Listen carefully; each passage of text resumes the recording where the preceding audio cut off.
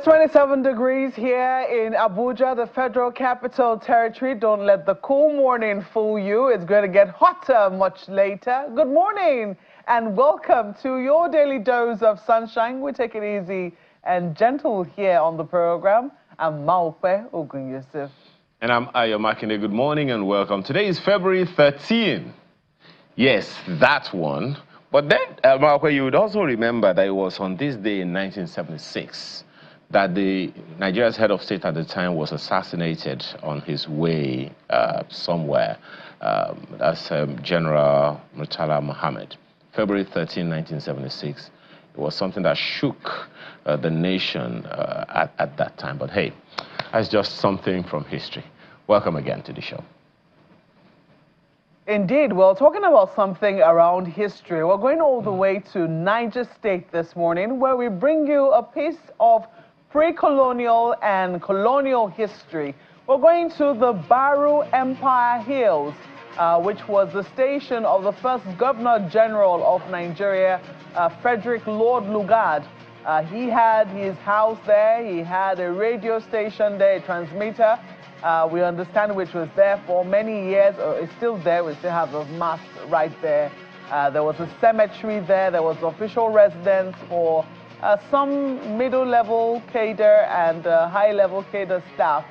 And this is Baro Empire Hills, somewhere in the heart of Niger State. And you can see the river Niger there, just in case you're wondering, you know, just what the rivers are. There's a funny way the river Niger breaks up when it gets to some places. Well, this is how it looks. No, you're not in Kogi State before you begin to wonder if it's the confluence down. No, it's still the river Niger, perhaps overly silted, needing some destilting. But this is the visual we're bringing to you this morning. Baro Empire Hills. A piece of history right there, Ayo. Absolutely. It was a transportation hub for the colonial masters at the time, serving as the starting point of the Kanu Railway at the time, which was actually constructed, I think, history says it was constructed between 1907 and 1911. And it facilitated the movement of goods from the inland port at Baro, where we are looking at right now, to Kanu, enhancing trade and economic activities. The architectural relic that it looks like now still houses remnants of colonial structures. As you mentioned earlier, the administrative buildings, residences for colonial masters, a cemetery for military and civilian personnel who served at that time. Today, and we should make this a thing, it is a popular destination for tourists interested in Nigeria's history. So for those around that place, tomorrow is February 14. You can explore the colonial era ruins, enjoy hiking opportunities, and take in the expansive views of the surrounding landscape, including the river Niger. Well, I know some are going to say, hey, it's not a romantic sight. Well, to everyone his own, Maupe. You and this countdown that you've been pursuing, Ayo, since Monday. Finally, we're almost there. We're almost there, and you will have to tell me what your plans are, Ayo. Well, while we're bringing you a piece of history, we'll also be coming back down to earth in just a minute shortly, because yes, we're in the skies right now, but we're going to be hitting reality in our discussions very, very soon. So please take that in a bit, and we'll be right back.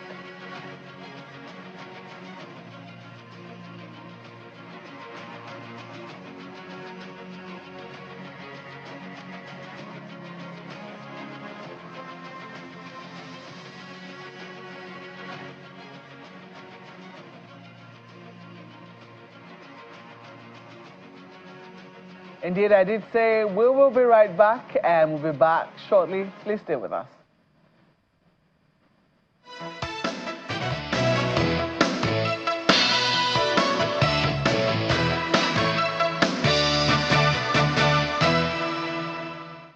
The Nigeria Coat of Arms is the official seal that represents the authority of the Federal Republic of Nigeria, hung on the wall behind the seat of the principal officer of the government. supported by the portrait of the serving President of the Federal Republic of Nigeria. It has 7 features.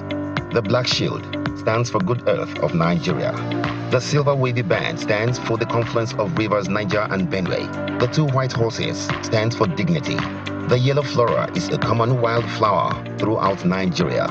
The red eagle stands for strength. The wreath is in our national colors of green, white, green. The motto, unity and faith, peace and progress, is written on a beautiful yellow ribbon, and it's a maxim for all Nigerians. Be a real Nigerian.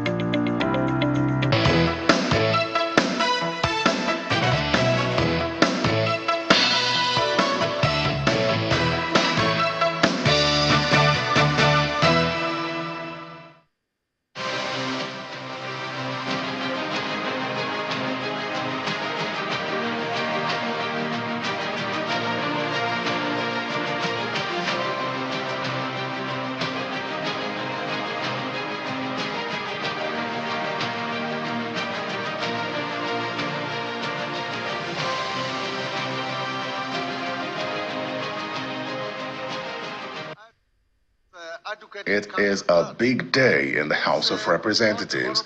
This explains the full House.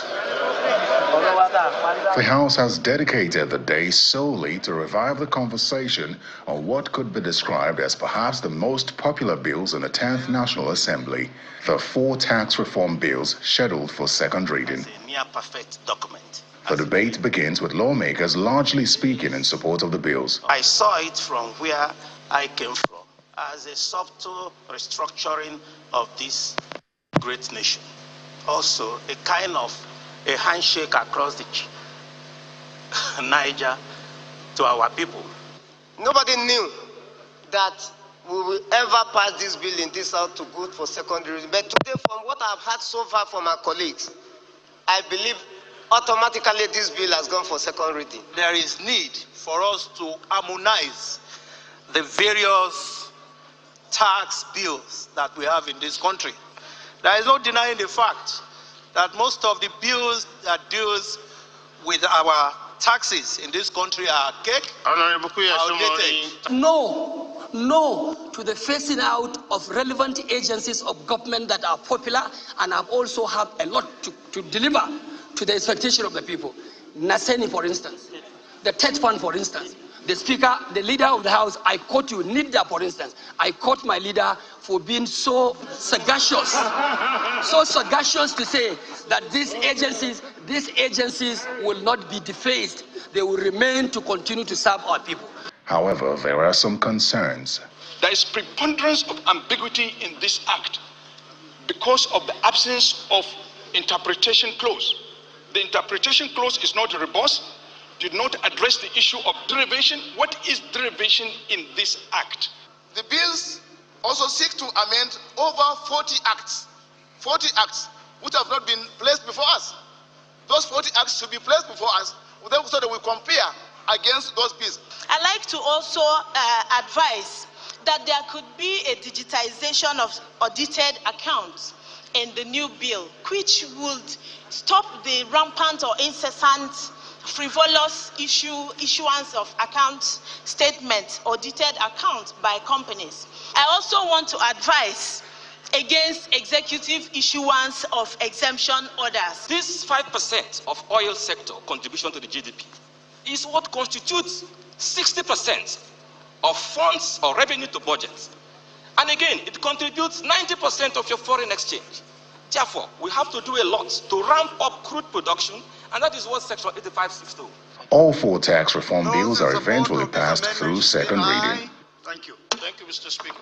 The debate on the floor still suggests that there is still so much work to be done on issues like derivation, increase in value-added tax, and certain provisions that lawmakers fear could run in conflict with the Constitution. Terry Ikumi, Channels Television News. So that was how it went down on the floor of the National Assembly yesterday when the 4 tax reform bills finally, came up for debate. Now we understand that those 4 bills have sailed through and they're going straight up to the next stage, which is the public hearing.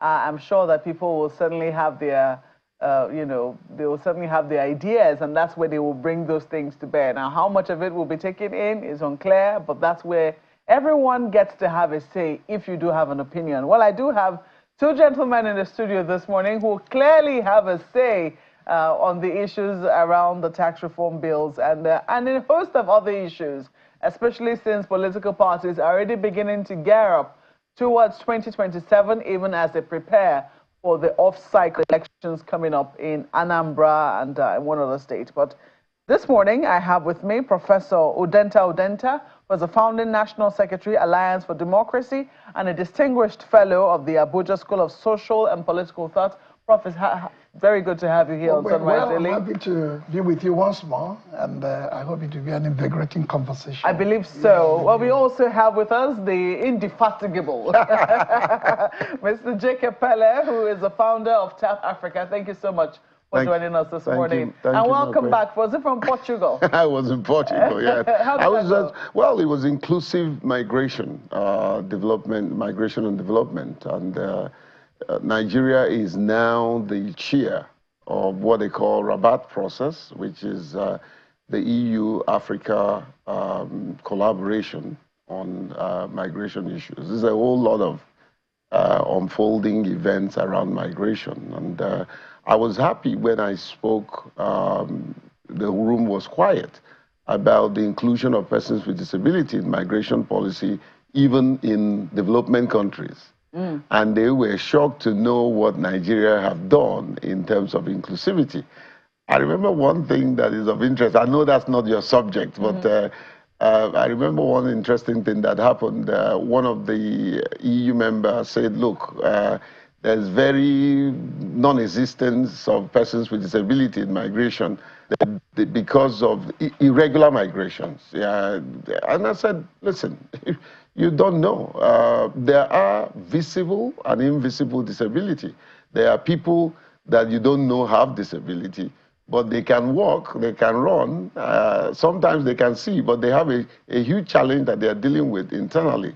And I gave albinism as one of them, and unfortunately, as educated as she was, she didn't know albinism was a disability. Interesting. I do know that wherever it is that disability is mentioned, you will be there to talk about inclusion. So, gentlemen, this is what we've seen. After so much furore, you know, with the tax reform bills, the governor saying, no, you know, this is not inclusive. Inclusive is the word now. Enough. They're also, and the aggression, the initial aggression they had against the bill, it does appear now that with their own acceptance and their own, will I say, the changes that have now been made, the concessions that have been given, it's now all smooth sailing in the National Assembly. Should we be careful? Professor, I want to ask you, should we be careful? Do you think that the debate, would you say that the debate you heard from captured in that report was invigorating enough to say that we've given these bills a lot of thought? I make a confession readily. I didn't watch the debate. I didn't listen. I didn't watch that. Oh dear. But I didn't miss anything, surely. Because you see, the tax reform base is one chunk out of what should be an entire package, economic transformation or inclusive growth. So if you pick the tax reform bills as one subject area and say, okay, did you watch the debate? Did you follow the dialogue? Did you even read the text? In isolation of possibly the philosophical foundation on which this economic model of President Bola Tinubu is founded. When it came, the first thing was subsidy is gone. That's a new liberal approach to governance. Second was naira flotation, and then regime of taxes and tariffs, now culminating with the tax reform bills. Are they situational economic models? Are they episodic or contingent?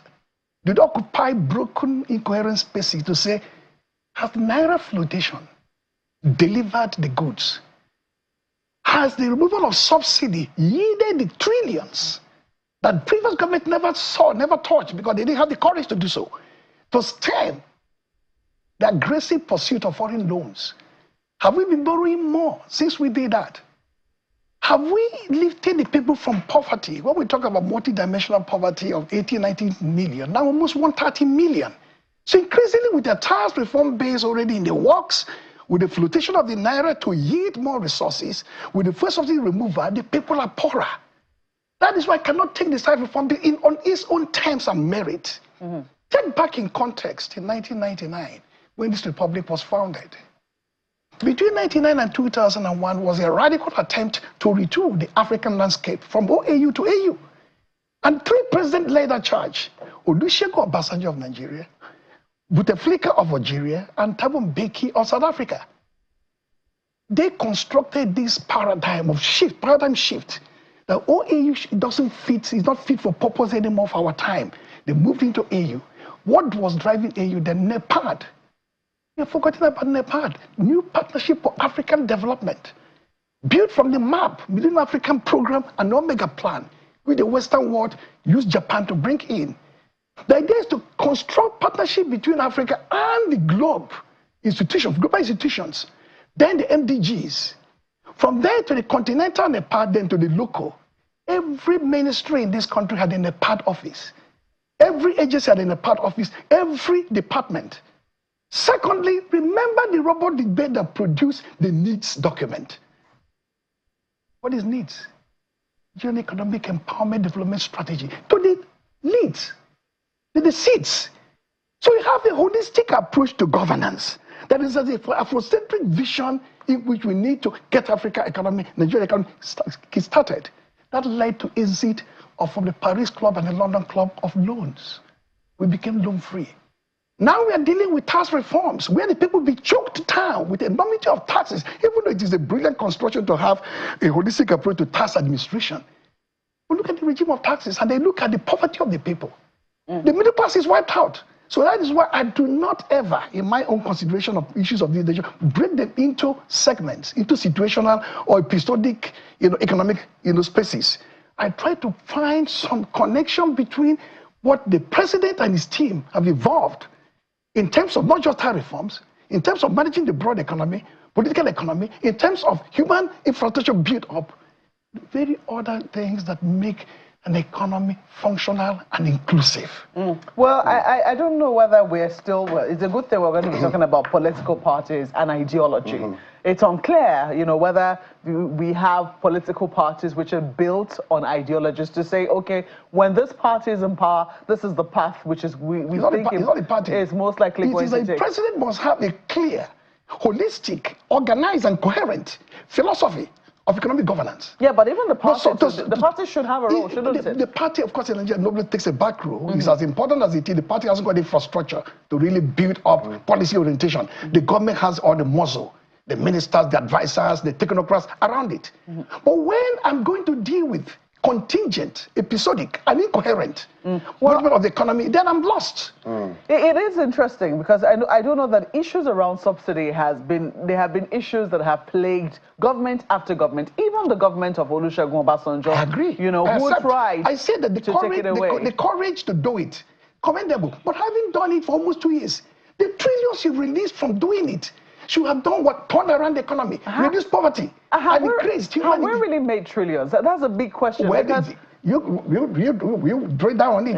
Because some people will say by the time we floated the dollar, that's the naira flotation. Sometimes I'm not clear whether it's naira or dollar. We floated. When floated the naira, well, we floated something. The naira. And we know in order to close the windows, the naira was devalued as a result of that. That's the second thing. That's the second the question is, did we really gain anything as a result of subsidy removal? Policy. Yes. The first one is subsidy removal is a big elephant. Indeed. When you take it away, you have to. The point is that if you are selling fuel at 146. The government is subsidizing almost 400% of that fuel you're selling. Indeed. If you take it away, push it up to 600 and something naira, now to almost 1,000 naira, the idea is that the government is making a huge chunk of money, 3-4 times more than the other previous governments. The idea is to now plunge this money back to lift people from poverty, to have that inclusive growth we're talking about, in order to now even reduce the regime of taxes and tariffs. It's not just the tax reform based, the 4 of them. Yes, that was the idea. What I'm saying is, at the time when this was done, because some people will say the timing is also very important. At the time when this was done, we were already in dire straits, weren't we? we're already in a place where we had very little choice. The NNPC was neck deep in debt, could hardly afford. In fact, from what a lot of people were saying, they said it was insolvent. As a matter of fact, the country was becoming insolvent. What I want to ask is, you know, when we now floated, whether the naira or dollar, when we did that flotation, did we really see any gains? Weren't the gains eroded as a result of that? Okay, now, before I yield on this particular, you know, space of conversation, by 2014, the GDP of this country was $3,000 and something. It's moved down to $800 and something over 10, 12-year period. The economy contracted massively. That's when there was subsidy. Remember 2012, when President Jonathan wanted to remove subsidy, there was a huge resistance. What he did was cut it down to 87 naira a liter. The resources even then, so modest, that came in the form of, remember, Shopee, tax reinvestment program, holistic approach, not palliatives, where you come with crumbs and give people money that they even account for. Social register that is not even verified by anybody, but Shopee even there to say, the little we're going to make out of that huge, which we have made, this is where it's going to go to, in education, in investment, infrastructure, build up in road and rail construction. Now you have a huge radical shift of removing the entire subsidy regime.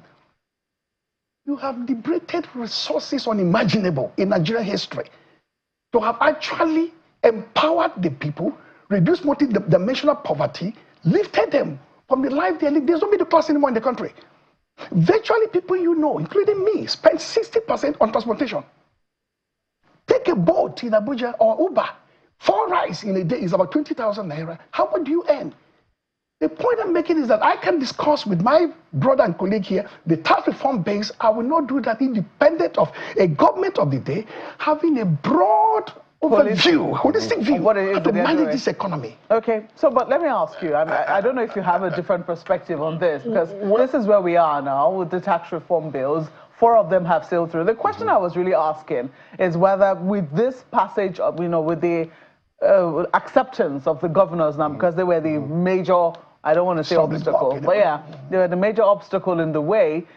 With their own acceptance now, it does appear that this is smooth sailing. Do you see it as a sign of danger? Because some people would have said if the governors did not accept it, perhaps there will be greater scrutiny as to what precisely is going before the National Assembly. It's in my way. There were some issues Prof raised that I was going to, you know, bring up as well. A bit of a different opinion, because sometimes economic issues and interventions, we play academic exercise most times. It's completely different when you are in the room trying to run the economic policies and all that, but I'm not going there. In terms of the tax reforms, I have engaged... You've already gone there. Yeah, well, so you will go there to the end, but go on. Yeah, I have. I mean, Prof did a fantastic analysis and presentation of and I agree with him in most of the things, but I also know that, I mean, he runs an organization, I run an organization. When you're in the driver's seat, it's never an easy stuff to do. However, the tax reforms, from my engagement with Professor Oyedele, I don't want to make the mistake of... He's a mister, I think. Yeah, yeah.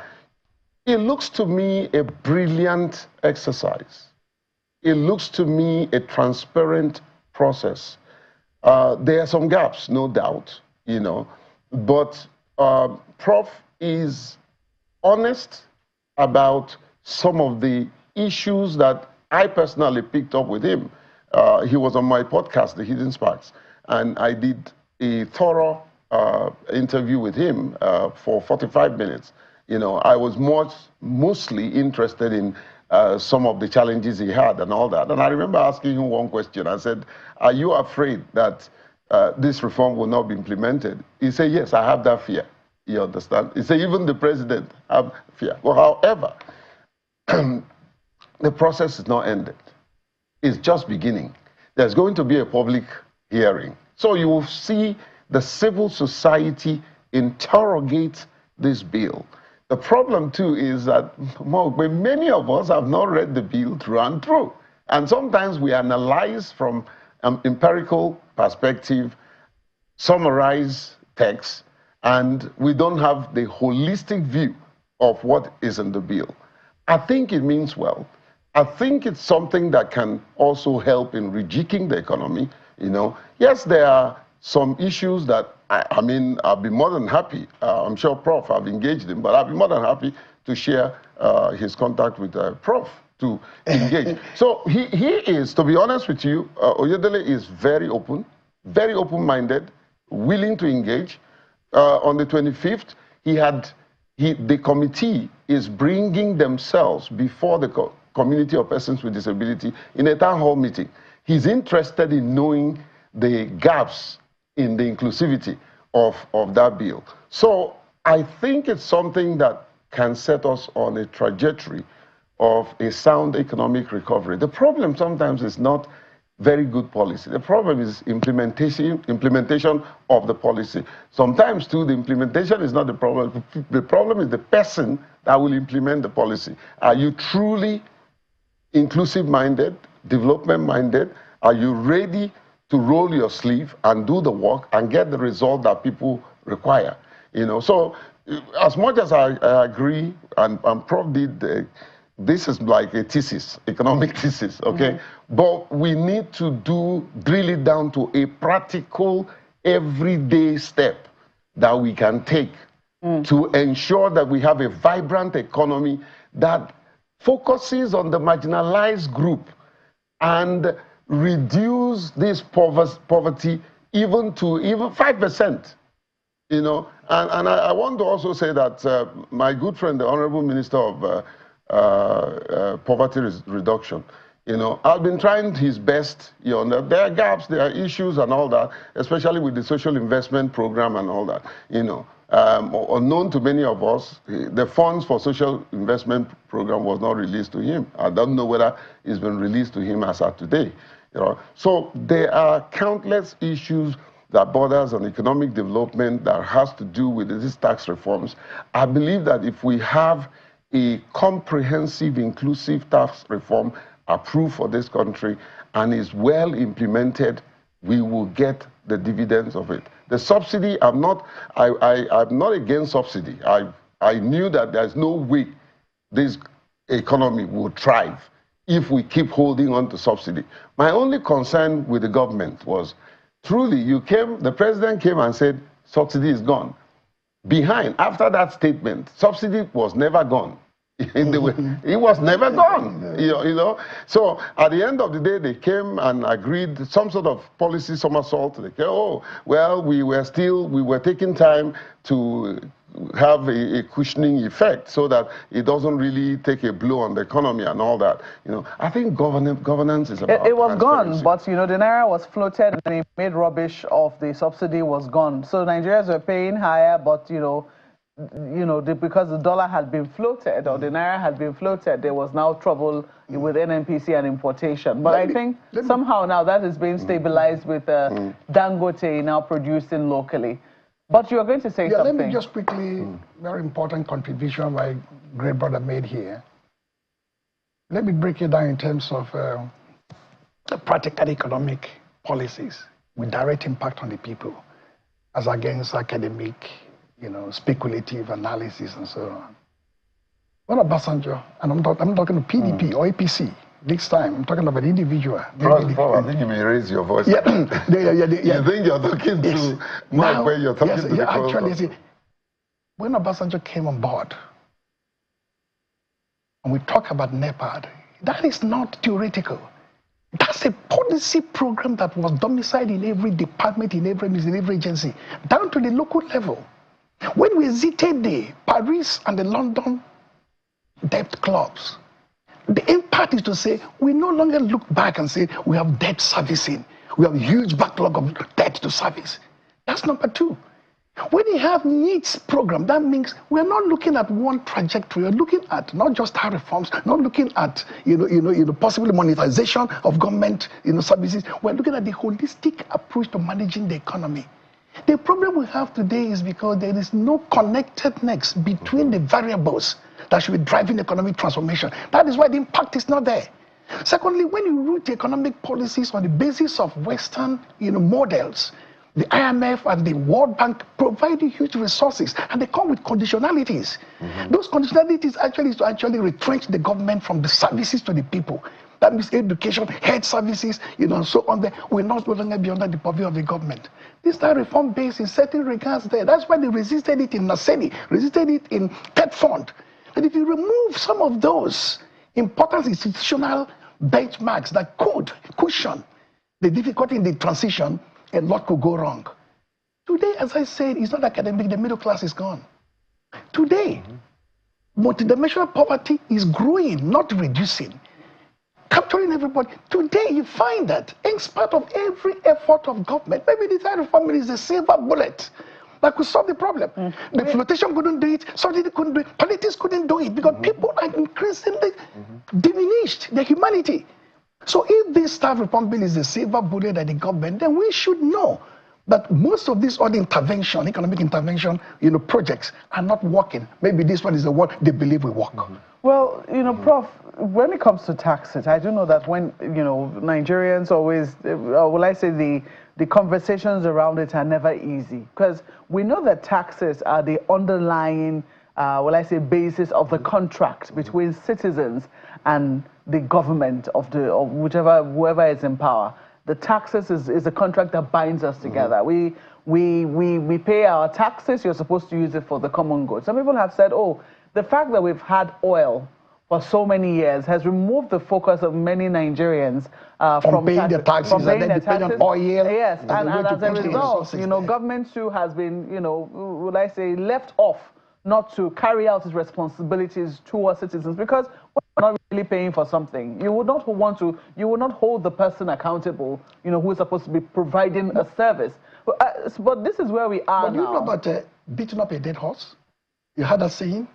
So I had to beat up. Had to beat up a dead horse. What is the dead horse? The dead horse are the people.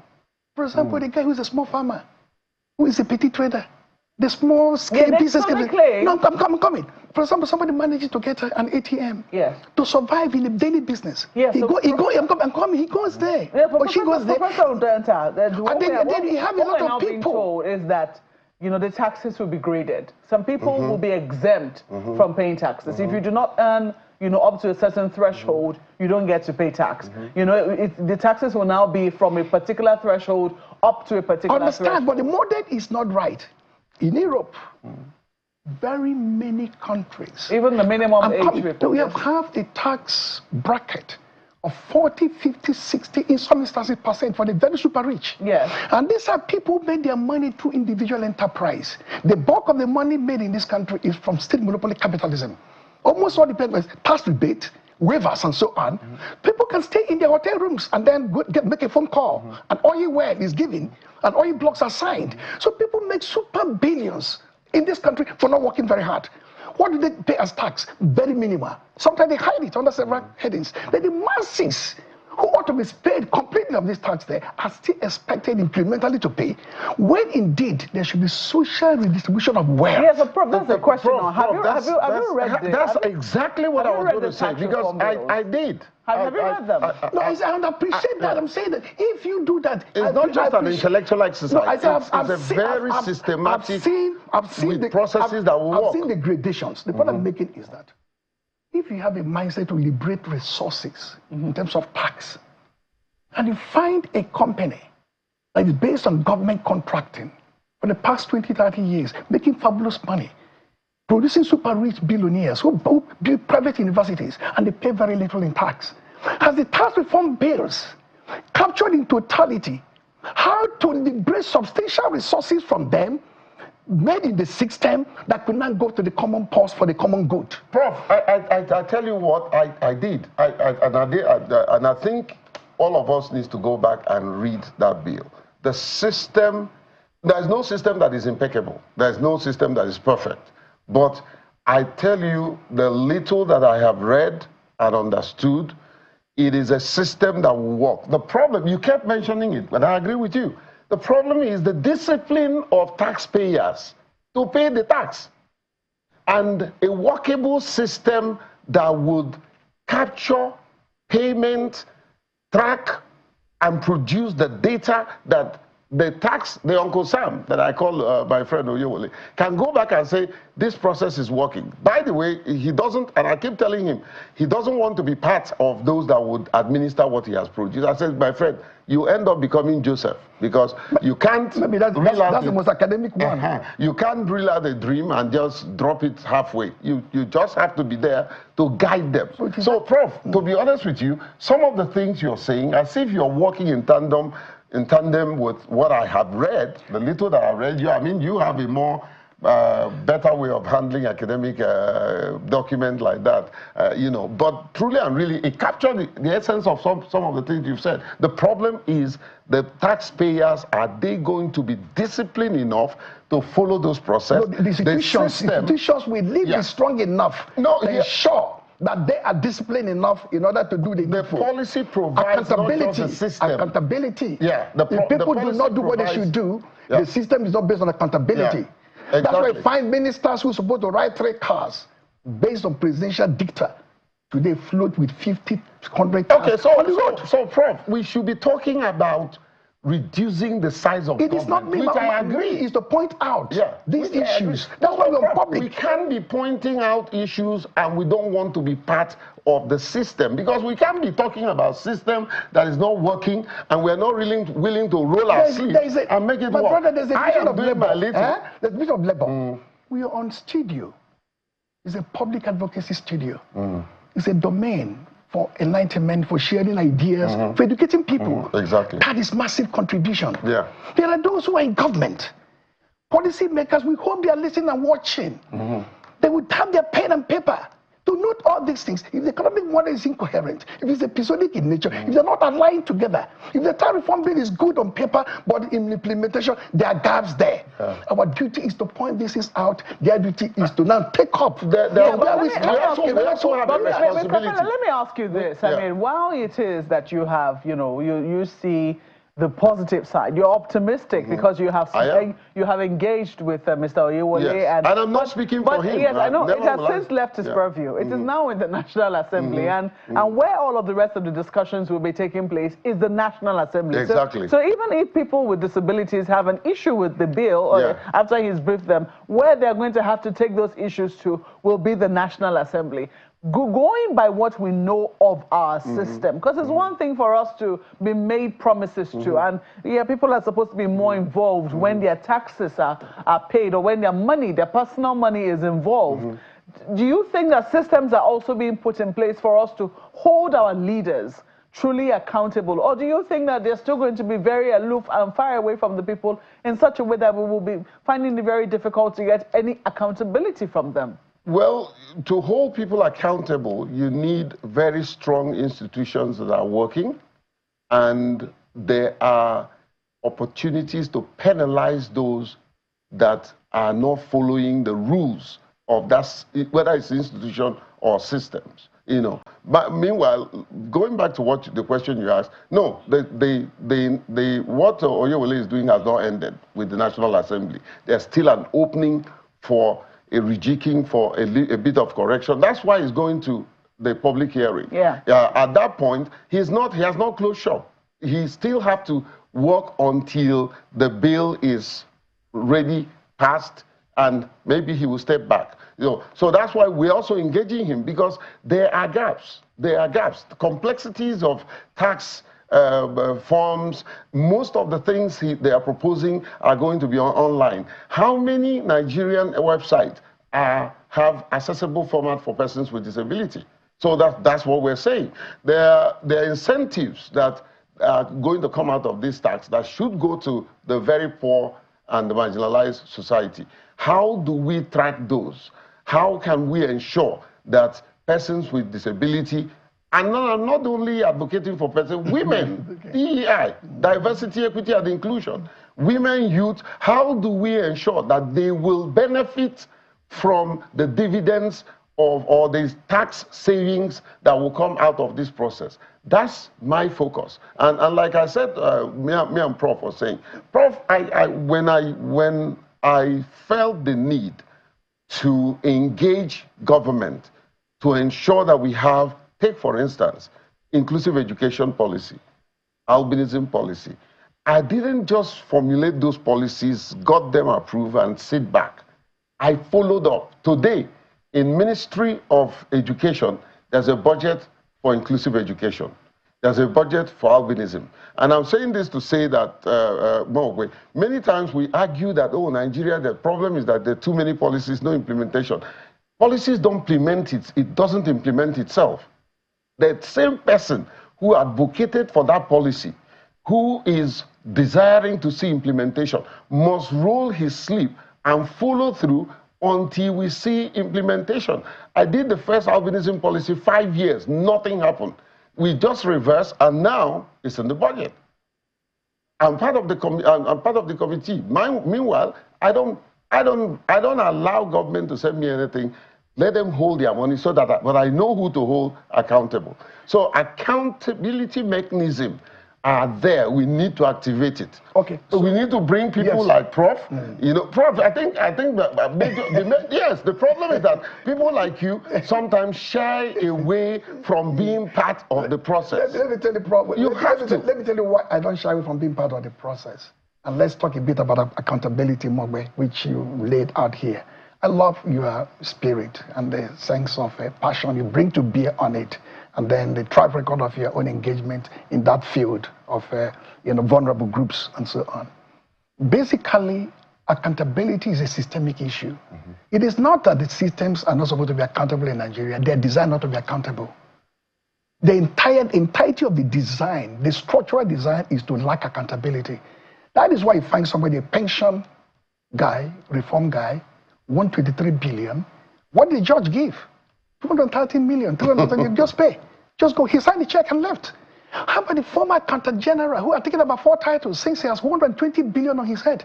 It is not incidental.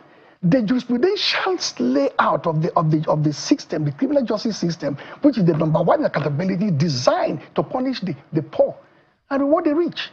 Take governors who leave office. It takes 12 years to try them.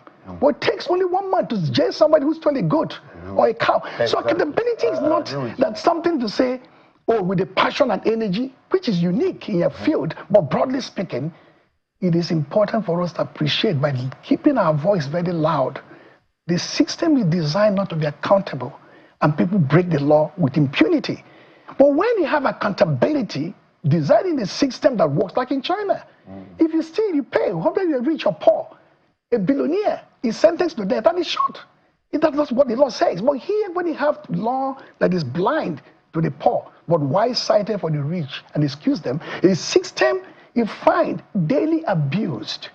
And you find a regime of even take these palliatives and social, safety net programs where nobody even knows where the register comes from. How many people are captured there? Who registers them? Who executes them? The minister may be very good at the top level, generating policy at the level of implementation. Look at the last one.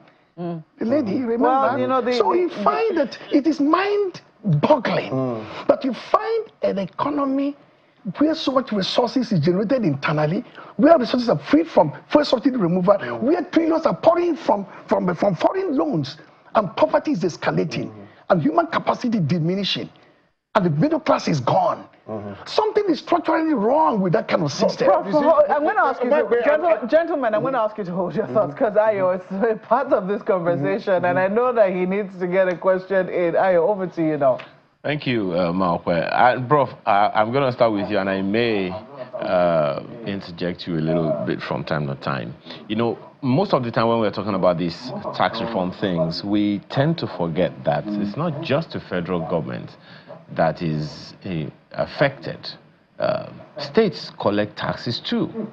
And it would seem like most of the time when we talk about these issues, we're only talking about the responsibilities of the federal government and all of that. So in this whole conversation around taxes, levies, and the rest of them, don't states have a role to play? You recall, of course, that in the whole process of these tax reforms, the governors were up in arms at some point, and they came to a particular, some kind of agreement with the federal government on this, hence the process, the progress we are seeing in the National Assembly. So what role should we be giving to states?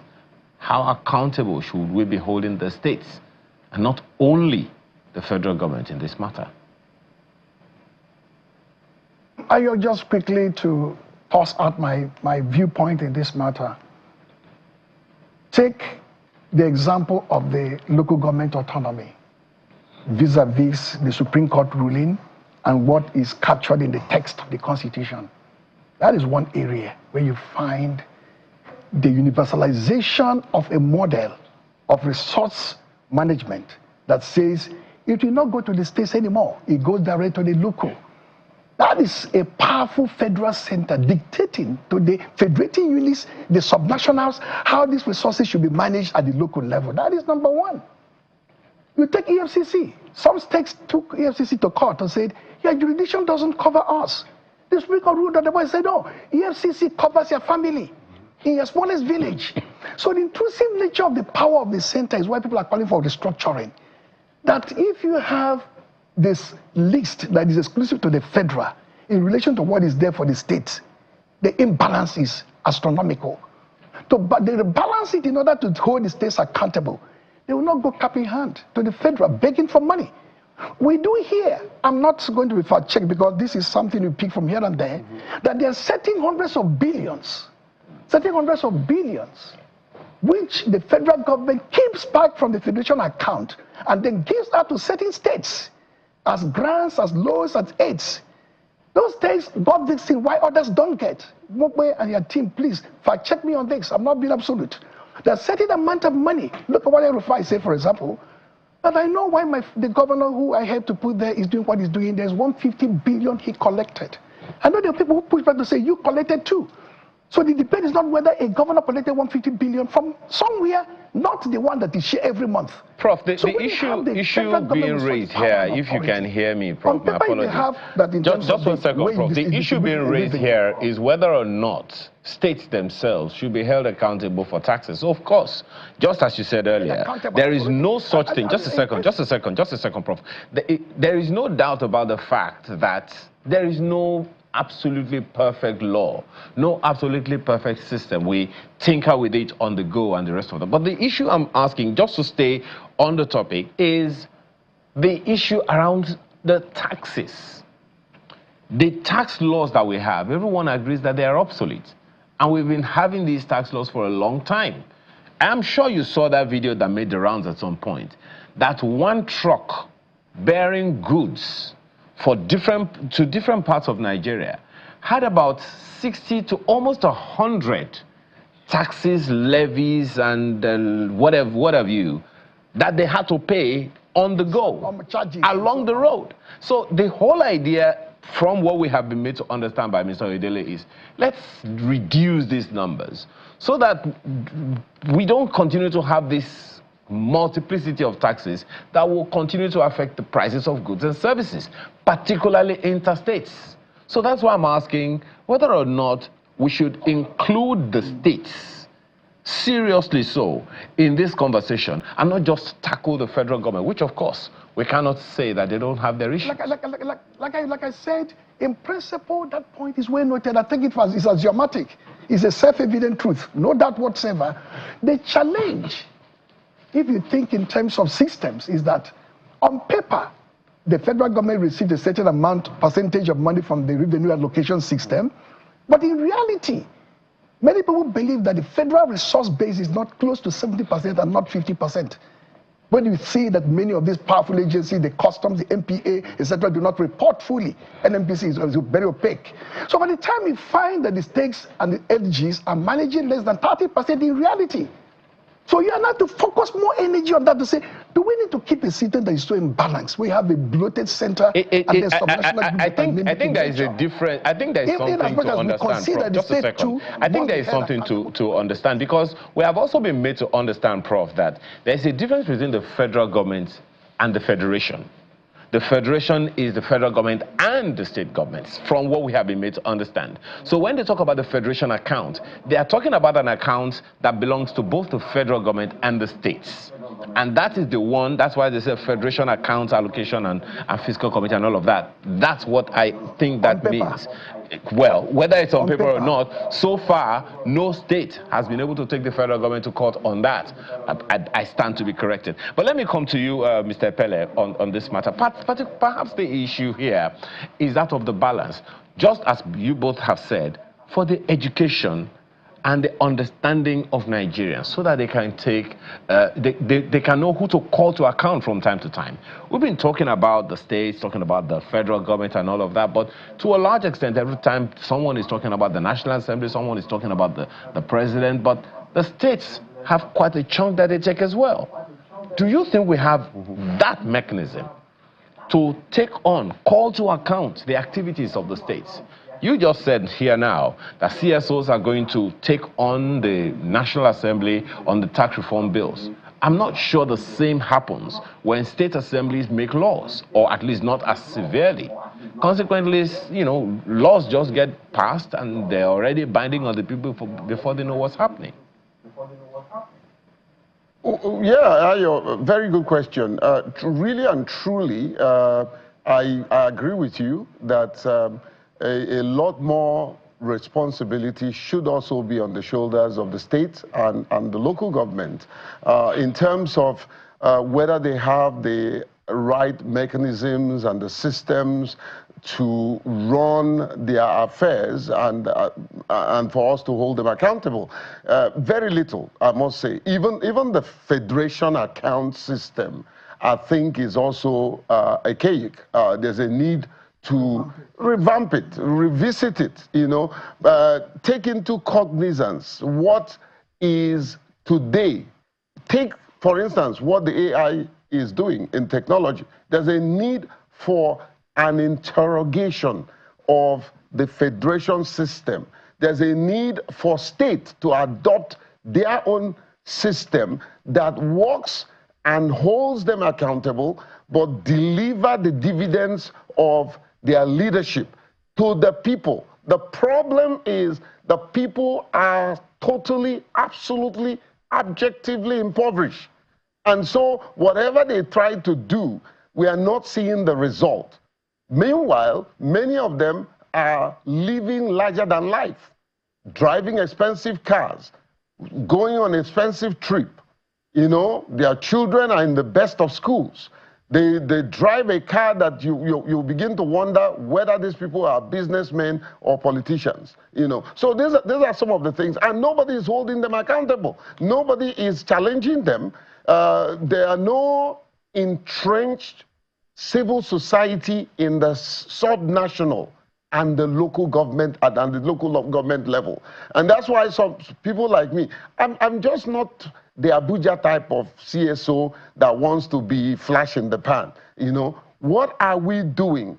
Just this month alone, we've opened an office in Rivers State and Delta because we want to look at what the state is doing and what the local government are doing. So we all have a responsibility, just like we are having this discussion. Some of them are listening, you know, but we need to drill down and produce a workable mechanism that will address the gap we are discussing here. If we discuss from now till tomorrow and we don't have a workable, doable system that we can not only checkmate or fact check, but come back to say, this thing, this is where it has led us, is not according to what you said it should be. So we should be thinking of a system that works. But currently, this system needs to be Mr. Pele, yeah, there's something that Prof mentioned earlier, and I think it is a very, very important one.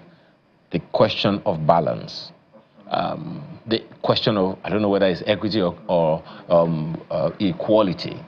One in which there is a balance between what the federal government is getting and what the state governments are getting based on their responsibilities, as well as what the local governments are getting based on their responsibilities, 774 local governments that we have in the country. So what's your take on that? And if you were to make any recommendation, say you find yourself in the room for the public hearing, what would be your recommendation in that regard? I know that there are some recommendations in the bill, but what would be your recommendation in order to work that balance so that one doesn't feel hard done by?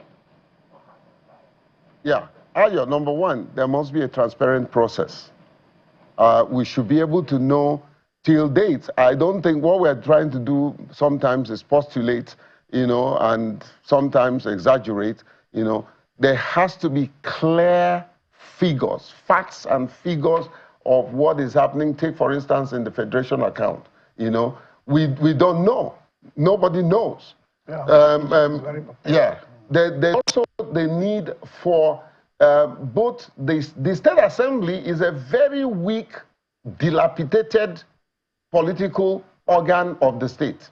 The governor determines what they do. If he doesn't like you, you're removed. If he doesn't like the fact that he will be held accountable by these lawmakers, he would create a fashion. So when they are weak institutions, the executive will go to town and dance whatever masquerade they want, and nothing happens. So how many governors have been held accountable, brought to book, sent to jail? Not one of them. What they do is, once they leave the political party that elected them, and they feel that the center is different, they just migrate and move to the center. What are you saying about this balance? 2 sentences or 3 I can make there. Okay. We can deal with these small issues, even as important as they are. Holistically, when you hear people talk of restructuring, particularly, that is what they're talking, what they have in mind. If the constitutional framework does not reduce the power of the center in terms of responsibilities and re-empower the subnationals or the federating units, there's no amount of accountability or tinkering that will work. If the center is having reduced to collecting rates and duties, import duties, foreign policy and defense, as it was in the First Republic, so that the bulk of work on education, on healthcare, on agriculture goes down to the subnational or the regional body, regional governments, then you can now see a dramatic shift in terms of the money available to the federation in the federation account, and then the little that the center will hold to maintain 3-4 key services, and the mass of the money going down there. So he can't do that even at this debate going on the tax reform, because already the Constitution has prescribed in the exclusive list and the concurrent list the massive responsibilities of the federal center. Once that is the way it is, you find that the president is sitting on a pot of money that sometimes he uses and behaves in the way he likes. To go further simply means physical federalism. That's what they call it, physical federalism. How do you reduce this dependency on the center that every month people come with briefcases and share money? It is not done anywhere in the world.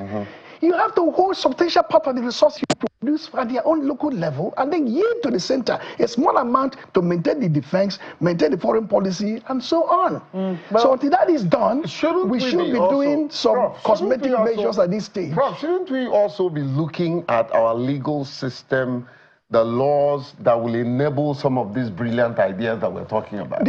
Are there laws, for instance, the restructuring? I'm not interviewing you. I know this is a conversation we're having, it's important. So I'm thinking, at the back of my mind, do we have the enabling laws that will truly activate these positive restructuring? The moment you retextualize the Constitution, you redraft it, exactly. Then the laws will flow. Well, we saw the controversy that happened with regards to the tax reform bills, because some people were saying, oh, that was an attempt at restructuring through the back door. When we saw the derivation principle, beg your pardon now, the VAT and how it was supposed to be shared, 60% to derivation, 20% to 30% equity, and 20% to population. And we saw that the governors were up in arms, because some people were saying that the states that do more, work more, should be able to, get more. And then, the conversation was that, it's because of the fact that a lot of headquarters are situated in Lagos and a number of other states,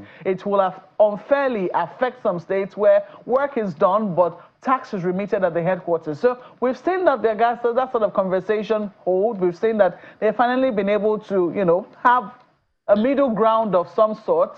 And the governors are happy, but I'm saying that, do you think that we're still on edge enough to pay sufficient attention to what is currently happening in the National Assembly in such a way that it doesn't just sail smoothly through and, you know, it's I all the way? No, the problem is that you are federalizing, you are centralizing the federation. Prof, I'm going to ask you to hold your thoughts. I have asked a question when I really should be closing, but gentlemen, it's a conversation that's not going away. We have to go at this point now, not Sunrise Daily. We're going to take a break on Sunrise Daily, but we're taking you, the Sunrise Daily is taking you all the way to Adamawa for the coronation and presentation of the staff of office to the Emir of Meha. So if you're on our DSTV platform, that's where you'll be going to right now. And if you're still on other platforms, you can still watch the rest of the conversation. But gentlemen, I have to thank you because our segment is up. Thank you so much for coming on the program. Professor Odenta who's the founding National Secretary, Alliance for Democracy, and a distinguished fellow at Abuja School of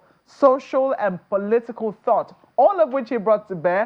Thank you so much for coming. And of course, my dear Mr. J. Kepele, thank you so much for coming on the program. He's the founder of TAF Africa. I know in Ijoma Ekwa is wondering, you this girl, you're taking my tax reform. You're talking about it. But she has more details for you on Business News on Sunrise Daily. Please stay with us.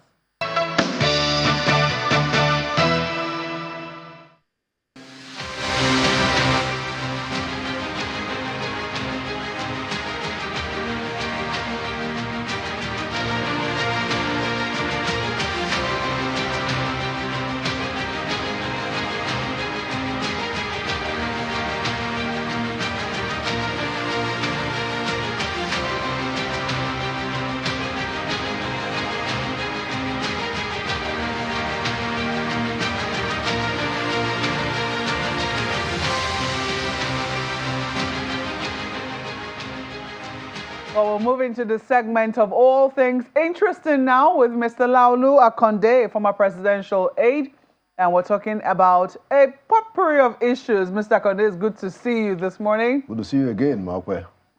Well, this is where we are right now, looking at a host of issues that have happened throughout this week, matters in the news. The PDP is in the news. It does appear that some controversy was brewing. I don't know whether they're getting successful in quelling it with the attempted suspension of the chairman of the BOT, Senator Adolphus Wabara. We also have Mr. Nnamdi Kanu, who went to court this week. I mean, it did seem like a case had died down, but all of a sudden it's back in the news, and you know we still have to remember that he's still facing trial. But this year, or this week, he was in court, and you know things got a bit heated between himself and the judge. The judge, we understand that he actually went up to confront the judge at the end of the day. What did you make of that story? Well, I mean, I think I would like to recall my own view on the question of whether Nnamdi Kanu should get a political resolution or should go through the legal system, you know, our criminal justice system. And I think my view then was that, look, the quantum of the allegations against Mr. Nnamdi Kanu, the things that we heard him say and do, you know, requires him to go through the legal process. You know, I don't see any compelling need for us to use the political, traction. I mean, or the political track to sort this matter. Why? Yeah, well, because I think that the allegations against him are strong enough, and you know he hasn't made any kind of mitigation of it. So I thought it's important to test those things in court properly.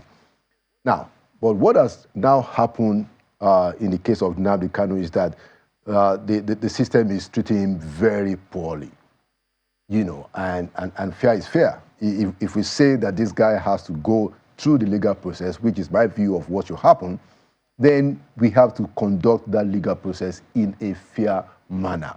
You've had a situation where the judge, you know, considered to recusing herself. Yeah. As a matter of fact, you know, considered to, you know, an enroll order to say that, yeah, I am now recused. You know, that's an order of the court. You can't then come back on the instruction of the chief judge to say that, you know, you've been compelled to take the case again, you know, because You are independent as a judge. A judge is independent. Now, they have chief justices and chief judges who are, the head of the courts in that sense administratively. But what a judge does is not subject to being under a chief judge. So a judge is independent. That's what the state pays you to be. You have to say that this is my view and this is the order that I'm putting on my view. So it is not enough for the judge to come back and say that now I have to take the case because the chief judge has compelled me. Where is the order of the chief judge? So he was right in that sense then to have confronted her and said, look, I'm only here out of politeness, out of respect for the court. That's why I'm here, but I do not recognize your authority over whatever it is that's decided here because you have already recused yourself. Well, I think that Nnamdi Kanu, as is usual with him, was outlandish, and there was quite a bit of drama with many things, around Nnamdi Kanu. It's a lot of drama going on, and I think he was even rude to one of his lawyers. Those kinds of behaviors don't really recommend him as somebody that you attract, regard so much. If you talk to your lawyer like that, it doesn't show that you respect persons that you ought to. But that's a different matter entirely. So maybe he's just angry. Because if you, as an observer, have seen that, look, even if you're going to be going through the process, this process doesn't seem to have been fair. Doesn't he have a right to lash out in the way that he's lashing out? Well, I don't think that that's the proper way to manage the situation in the court. And this is not the first time that we see, Nnamdi Kanu in that frame. So not that I'm surprised. But I want to keep an eye on the focus that, look, the way and manner they are treating the Nnamdi Kanu case, it is not fair. It is not fair. The guy is entitled, and the legal system must give him a fair process. And we need to see that process is fair. You can't have different rules, and say that up today, down tomorrow. No, that's not fair. And everybody, that is committed to the rule of law in this country should speak out and say that, no, you cannot treat Nnamdi Kanu that way. Now, we're not saying that you give him a get out of jail free card, no. But we are saying that let him go through the process, but let him go through the process fairly, in a transparent way that all of us can see is independent. Okay, well, the case has now been adjourned indefinitely. Yes, in a die. What does that mean? I mean, at the end of the day, is it going to go back to the chief judge? Because clearly, if there's no new date, it means that, is it just going to be in a cell till God knows when? I think that the onus is on the prosecution. And I want to say that the Attorney General of the Federation, Prince Lateef Fagbemi, ought to step in and ensure that from the side of the government that is prosecuting Nnamdi Kanu, that the right thing is done. The woman, Honorable Judge, has recused herself. And all that Nnamdi Kanu is saying, even if we condemn his outlandish behavior, what he's saying is true. That, look, you have recused yourself. So we should call on the Attorney General, Prince Lateef Fagbemi, that, look, do the right thing.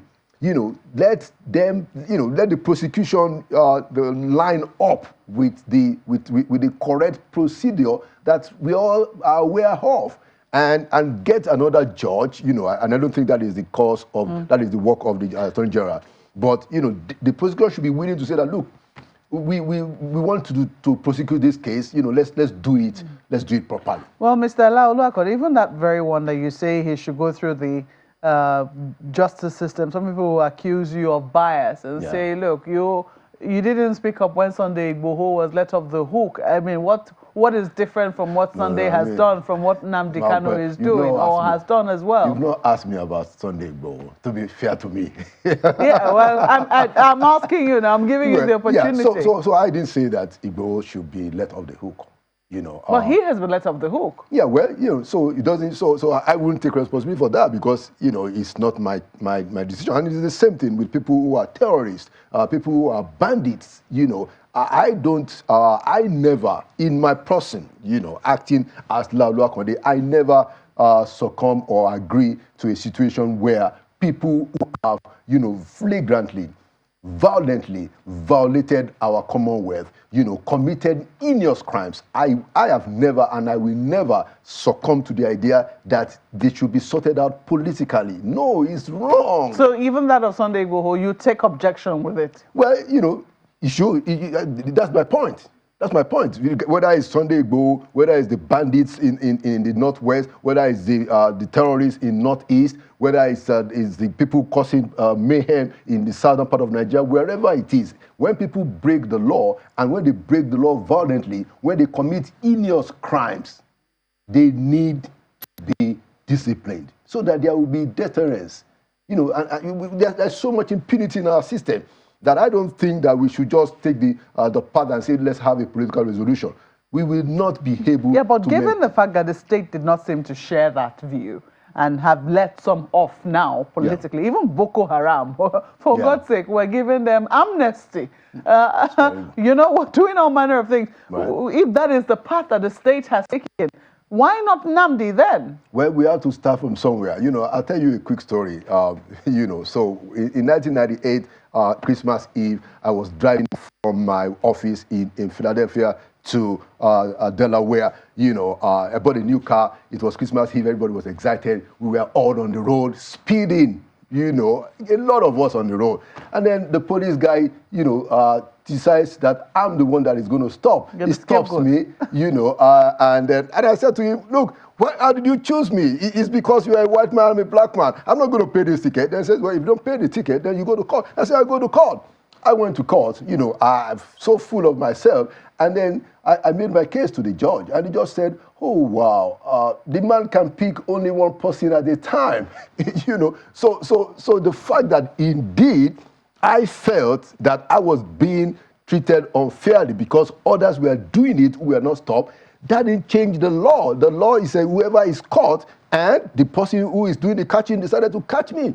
Guess what? I not only have to pay the fine, now I have to pay, a further premium for my audacity to come to court. My point is that, yes, it is wrong, all the things that has happened, but we have to start from somewhere to doing it right, and so I'm not going to say because you've had amnesty for some of the people in the north who have done, heinous crimes, then we should have amnesty for everybody, and then we never get... No, we have to sort it out. And we have to have the time to say that, look, let's draw the line. From now on, going forward, this is how we do it. I don't think that, sorting out these matters politically, I don't think it has helped us significantly. Honestly, it hasn't. Well, here we are now. I mean, a number of issues. That was Nnamdi Kanu's incarceration. We also see politically, talking strictly politics now, the PDP has been in the news. As a matter of fact, they're still very much in the news today. Tax, of course, as is tax reform bill. Went through yesterday. No surprises there for you, right? No. No surprises there for you. But I think you can see it's moving quite smooth. Are you concerned about that, though? The speed, well, I don't want to say it's the speed, but the ease with which it is moving along. The tax reform bills? Yes. I think we need the tax reform bills. Look, we have to be honest with ourselves. What I will want is a situation where we know who we are dealing with. We're not dealing, when we're talking about taxation issues, we're not dealing with the very poor people at the lower rungs of the ladder, the majority of our people. No, that's not the people we're dealing with. We're dealing with people who can pay and who are not paying. They're not paying their fair share. It's ridiculous. And you think that these bills will make them pay? I think it will. It will encourage, the tax bracket is going to become bigger. Well, we'll see about that. They say the taste of the pudding is in the eating. So let's take a look at the PDP. Yeah. What exactly is going on? We saw what happened in Abia State, an attempt to suspend the chairman of the PDP VOT, and that has been heavily, refused or, pushed back by the PDP itself at the national level. What exactly what are the dynamics going on behind the scenes? I think the APC will have something to do with this. Is it not to their benefit if the PDP is not together? It's a shame that PDP doesn't understand how to play opposition politics.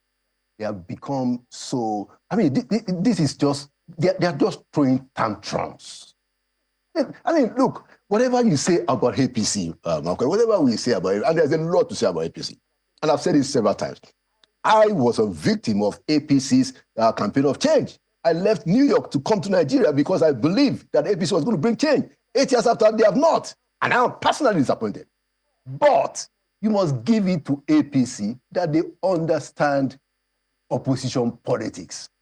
Particularly somebody like the president. Regardless of whatever we have to say about the president, that guy stood in one position from 1999 up until 2023. Never changed party, really, except when they changed the name of their party.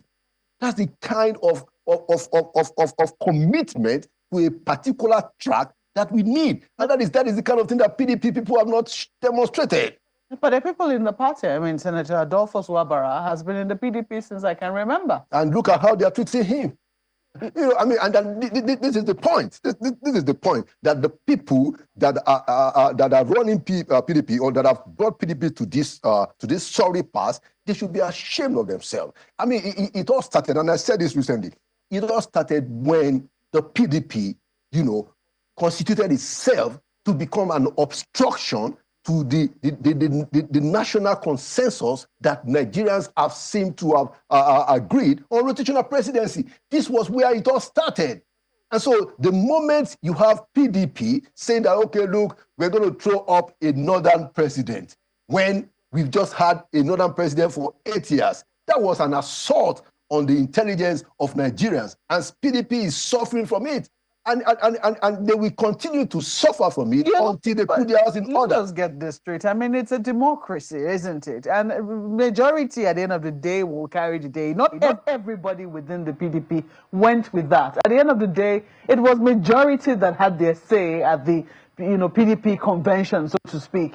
It's not because Southern candidates did not present themselves. They were also at play.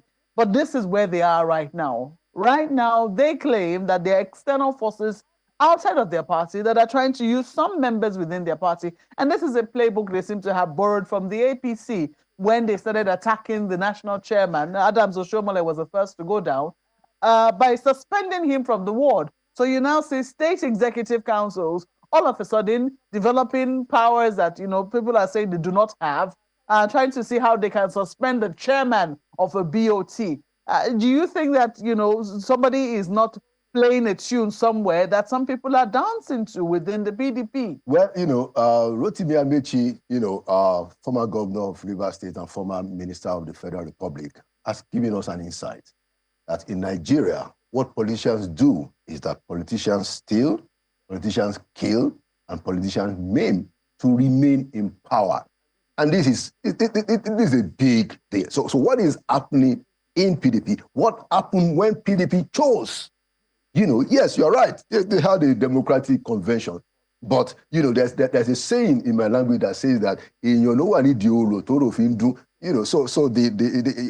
I'm wondering how to translate that into English now. But the point is that the people that pushed that agenda to upend our rotational presidency, it was a deliberate thing. And you are right that the party fell for it democratically. But guess what? Nigerians did not fall for it. And that, in my mind, is the foundation of the problem of PDP. And a lot of, this is just the beginning of the PDP mess. I don't see them sorting themselves out. And it's just a shame that we don't have a credible opposition that we need in this country. We need a credible opposition. Now, what do you think can save them? Because really, when Senator Adolphus Wabara, who has been the Senate president, was made the chairman, some people said, oh, finally, they've begun to find people that have clout, people that, that have the standing to be able to, speak sense and speak truth to all corners of the party to say, you know what, we can, and find how to rally the party together to get it up to where at least it can actually pull its weight as a credible opposition. But when you see things that are happening like this, you have to question what exactly is going on. No, you're right that there are people pulling the strings, which is the interpretation of what I was trying to say. There are always people pulling the strings behind the masquerade.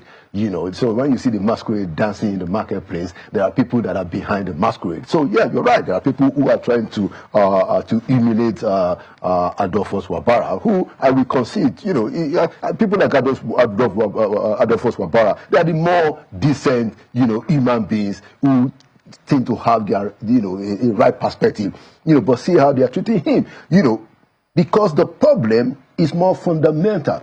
The problem is, will PDP become a vehicle for the assault on rotational? Look, the rotational thing in this country, we need to take it to the next level. We can't go back. At least we haven't got to the point that we can go back. So any attempt to try and subvert that ought to be met with the kind of shape that PDP is going through. So in my view, the way to sort it out is for PDP to put this house in order and understand that, look, we need to recognize our own constitution, the constitution of the party itself, on these matters. Let me quickly take it to Ayo now before he accuses me of monopolizing the conversation. Ayo. Well, I don't know which party you belong to. I'll probably have said that, but hey, Mr. Akonde, let me take this to the space of communication. I think that's one of the major issues that we've had. I hope you can hear me well. The challenge has always been that of, so who is doing what? Who is talking to who? How are we communicating to our people? Are we saying the right things? Two issues that I would like you to take up in the space of communication is this telecom price hike and this whole conversation around tax reforms. It will seem like on the one hand there are those who know, and on the other hand there are those who don't know. Now there are those who know and who ought to be speaking to those who don't know in a way that everybody will come on board and will be able to understand what is going on. On the other hand, is the belief in some quarters that there are those who know, who just want to weaponize the information or the knowledge that they have against those who don't know, so that the right thing is not done and they will continue to benefit. How do you find this conundrum? Well, that's a very deep philosophical underpinnings that you have given it to Mr. Ayo Makinde. So, but I think the point that I'm trying to make is that the centrality of communication in all of these things is appreciated, and we shouldn't lose sight of it. What I will go ahead to say is that I think that we haven't had the kind of conversation that we need to have on the telcos, their performance, their output, the struggles that we go through when we are trying to make phone calls, which speaks to the problems of their infrastructure, and then the idea of their own costs rising, for which reason that they need to now raise the tariff. I have not seen a consistent, a well-organized conversation around those issues. And that is what has to happen. That hasn't happened yet. So I hope I was able to answer your question. I didn't quite go so much into the depth of the philosophy, but to say that you are right, we are not having the kind of communication, the kind of conversation on the issues. I've not seen any kind of organized, conversation on those issues. Why do we have to struggle when we make phone calls? Why is it so difficult to get a call through the first time, or the second time, and then when you get it through, you are cut off in 2 or 3 minutes, and all the other disruptions that we experience? What is happening with our network? Who is responsible for sustaining the network, for maintaining the network? So that when we are talking about the rising cost of their own business, which is a reasonable conversation, then we can also balance it with their current output, so that we can reach some kind of a common ground. I'm not sure, on the basis of what you're saying, Mr. Akonde, I'm not sure that we shouldn't hold the NCC to a significant extent, particularly in the communication ambit of this conversation. Because I remember at some point, I think in the early days, 2001 and further down, there was what they had. They had something they called the Telecoms Consumer Parliament, which they took around from time to time to different parts of the country. I'm not sure if you are aware of that. And I don't know, perhaps that's the basis on which you're speaking now. We don't even know whether those conversations still happen. So, but should it have been the same for this tax reform conversation as well? Yeah, I mean, I agree. And the idea of, having that kind of conversation, even when you are not planning to do anything, is a great thing. So that there is a constant flow of effective communication between the telcos and the consumers, coordinated, you are right, Ayo, by the NCC. It is actually the NCC that we have to call out because they have the regulatory authority that is not being exercised, it will seem, in this matter on the behalf of the consumers. It seems a lot of the regulatory authority in this country, generally, a lot of it is on the behalf of the corporate institutions, the corporate bodies. We don't see the interaction between the regulatory agencies, and not all of them, but particularly in this particular case, NCC. I haven't seen the kind of consistent, organized communication interaction with the consumers. And that's why I think we must commend what the FCCPC chairman, Mr. Tunji Bello, is doing to try to say that, look, I mean, FCCPC has regulatory oversight on every issue that concerns consumers. And I think FCCPC is now working with NCC. We are waiting to see the outcome of that so that we can have a system of a robust communication, not only when the tariff is going to go up or go down, but there should be an ongoing communication so that the people will have an opportunity to express their frustrations and to discuss their experiences with the network, with the infrastructure of the telcos, so that their own side of the story is also out there. NCC so far has failed in providing us that platform for communication.